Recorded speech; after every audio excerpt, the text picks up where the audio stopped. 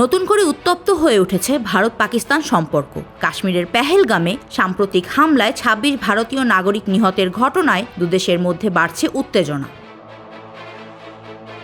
এমন পরিস্থিতিতে কাশ্মীর ইস্যু নিয়ে প্রতিবেশী দুই দেশের মধ্যে চলমান উত্তেজনা নিরসনে সহযোগিতার প্রস্তাব দিয়েছে রাশিয়া।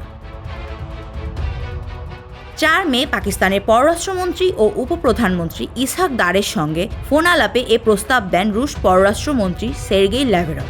রুশ পররাষ্ট্র মন্ত্রণালয়ের এক বিবৃতিতে জানানো হয়, নয়াদিল্লি ও ইসলামাবাদের মধ্যকার সংকট নিরসনে সহযোগিতার জন্য প্রস্তুত রয়েছে রাশিয়া।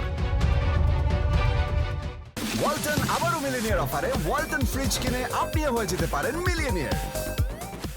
তথ্য রয়েছে, এ বিষয়ে ভারতের পররাষ্ট্রমন্ত্রী এস জয়শঙ্করের সঙ্গেও দুদিন আগে কথা বলেছেন ল্যাভরভ। এ সময় দুই প্রতিবেশী দেশের মধ্যে উত্তেজনা কমানোর আহ্বান জানান তিনি।